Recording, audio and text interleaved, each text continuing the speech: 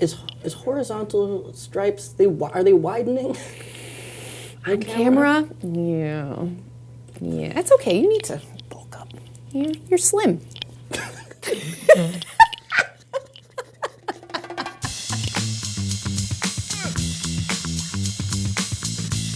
What's up, everybody? Calen, guess what? You know what happens when you give Jim from Greece a shout out? You find out that this week in MLS isn't just in Greece, it's everywhere. You guys, we got shout outs from Scotland, Singapore, Belgium, Russia, Greece, Portugal, Australia, New Zealand, Scotland, France, Romania, England. I mean, we're everywhere. Do you have we're taking over. Any American or Canadian viewers? Probably not.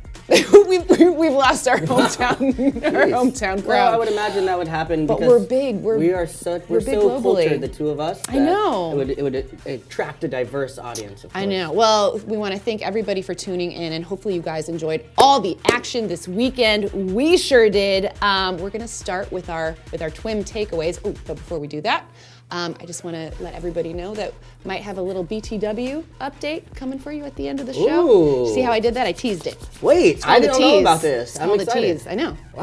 You'll find out with the rest of biz? the people. That's what they call it? That's what they call it in the biz. All right, TWIM takeaway. You ready for this, buddy? Yeah. All right, so your TWIM takeaway regarded Portland, and Lee Whitney agreed with you on Twitter that they're the best in the West. How did you know that I was going to talk about Portland? Because we talked about this. This is a little pre-pro meeting.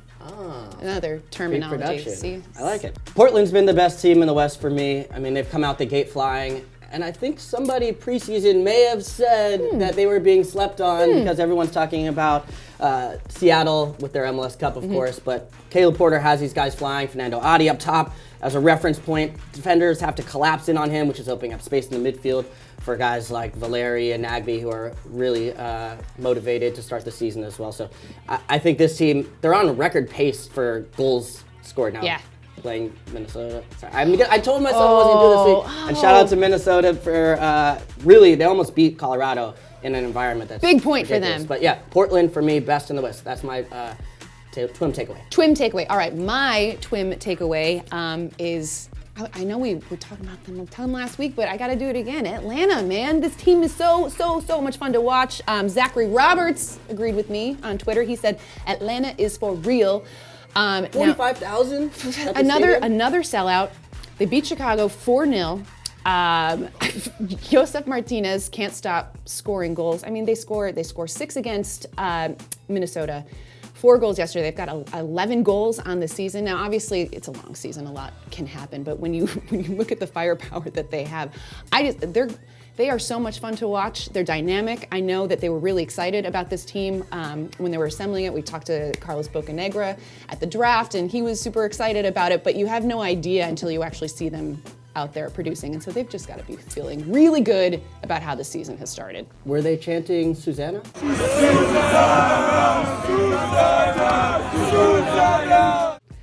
You know what? I think they missed me. I think they just chant it even when you're not there. Yeah, it's just they're like, where is she? Wow. Susannah. I wonder why we keep getting. I love the Atlanta fans. I wonder why the TWIM takeaway is always Atlanta as a chance to keep that fan base happy. Listen, it's fine. All right, I respect it.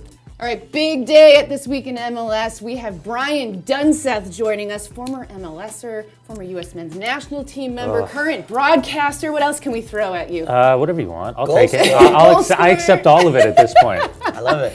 Thanks for being with us, man. Thanks for having me. It's great to see you. I like this. First time in here. You did the Facebook Live thing yesterday. Now you're with us. This is going to be a better experience. I appreciate. I hope. I'm sure. I'm sure of it. Okay, so just to clue you in, we've got a new segment on the show called our TWIM takeaway. So it's basically our kind of takeaway from the week in MLS. So week 3, we want to get your takeaway, Brian. I'm going to go, the big one is obviously Adrian Heath got a point. I mean, all that pressure, Minnesota, terrible defending for the first 2 matches. You didn't feel like it was going in the right direction. Then they go to Colorado. Colorado haven't given up 2 goals in 16 matches, something crazy. And Pablo's team, always difficult to break down, and yet they figured out a way to score 2 goals, albeit weird goals, and they still conceded twice, but baby steps. We need Minnesota United baby steps. Balloons need baby steps. Is that potentially a rivalry there? Colorado and Minnesota? Well, I don't think the Colorado Real Salt Lake Rocky Mountain Cup rivalry will be too happy about that, but yeah, I could see it for sure. Okay. I mean, good steps, baby steps. That's what we need right now. Last week, Calen had said it was time for Minnesota to panic after getting shellacked, Yeah, basically. yeah. So but now with that, We're in controlled panic mode, I controlled think. panic. Yeah, yeah. Okay, Well, this is we're what I not going wanted to off get this. Adrian to. Heath did make some lineup changes. Yeah. He made some changes in the back. And then he also played Christian Ramirez from the start. And I Superman. think that helped a lot. And then, look, they went down a man for the last 20 minutes, and that's where they weren't able to sustain themselves and gave up that goal. And I got to give a shout-out to the other side to my guy, Marlon Hairston, who got a goal, and Dominic Baji as well, who was on my fantasy team. On my fantasy team, too. I think I might have taken somewhere. that tip from you. I looked over your shoulder at work. Sorry, buddy. Well, I want to ask you, since we have you here as well, about two of my former teams, Chicago and Houston. Both have sort of had good early season turnarounds. Obviously, Chicago losing big in Atlanta, but I wanted to get your take on those two teams specifically. Yeah, let's start with Chicago. I think Chicago is one of those teams where you didn't feel like they could get any worse in the offseason. They could only get better. Adding Dax McCarty is obviously huge. But then you throw Juninho, Nemanja Nikolic into the equation. Nikolic scored like 5,000 goals in like 40 games over Legia Warsaw. So, the spine of the team, the structure's better. I still have questions defensively. I'm not really sure how Bava is going to settle in as a 35-year-old Uruguayan goalkeeper. I throw this result Atlanta out the window. When you take a red card 8 minutes in, you're set up for failure. But I think I still give them an incomplete. I see some good things. I see some bad things, but it's not going to be worse than it was last year. Good. How about Houston? We're scoring goals. I love Houston. I love what Wilmer Cabrera's done. Pantera on one side, at least. You've got Kyoto on the other. Kubo's finally freed. I mean, what's been going on with him for the last year and a half? So now at least he's good for goals. And Cabezas, the spine. You throw Rico in there as well. AJ Del Garza's a huge pickup. He's not been getting enough credit. Machado is kind of this weird, angry center back that just blades people left and right. So I do not want to play. No, you're like, keep me arm's length distance away from this guy. But Houston is for me the biggest turnaround so far in the first 3 games. Portland's been great. All the teams that made the playoffs, it's encouraging. But Houston has something just a little bit different this year, and that front three is super fun to watch. Oh my gosh, so much fun. Really They did pretty. start the season last year with 11 goals in the first 3 games. You're right. That's You're good. right. So we're gonna Hold on. temper it a little When bit. you have Albert Elise, when he commissions a painting of himself, artwork of himself in the Panther with the Panther behind him, you get at least 6 weeks of freebies. Whatever you can't do anything I love wrong. it. Wow. Can we get a painting commissioned of ourselves? Let's That take would an be MLS portrait just in the background. That'd be perfect. All right, Brian, we got into the comments section. One of our commenters, Joel Foxell, asked, do you think Columbus will be able to turn things around and start winning? Well, they obviously picked up the win against DC, but DC not playing so great as of late. What are your thoughts on Columbus? They listen, Ola Kamara's going to score goals. I think a lot of this hinges on Pipa Higuain. If you can keep him healthy, keep him kind of as that formidable 10, the connector, the rhythm, the final pass.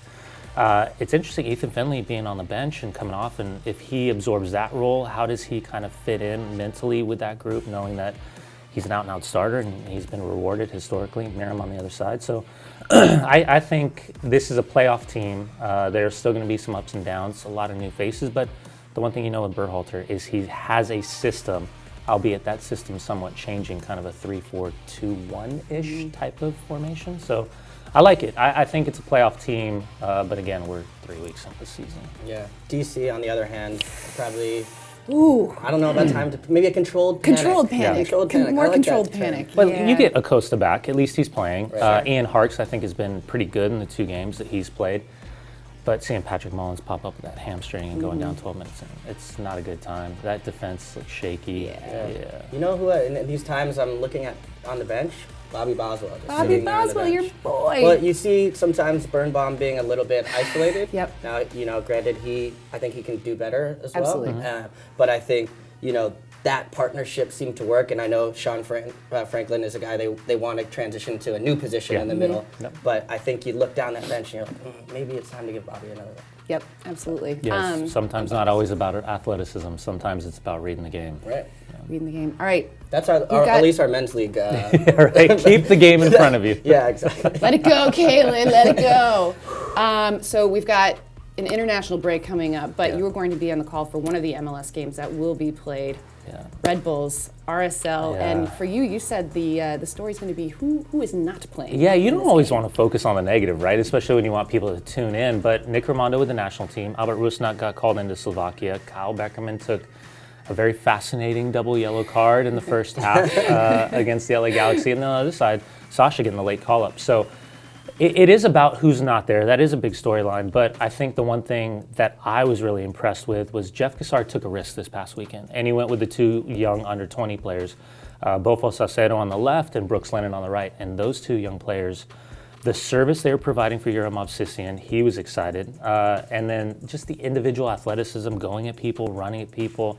I mean, if you were up top, you got the helmet, you're scoring goals, you're getting service, that's what you want, right? But yeah, I love Lennon. I like what Bofo's brought as well. The question is who plays the 10 on the other side. It's the same for New York. Bradley's going to probably score a goal somewhere.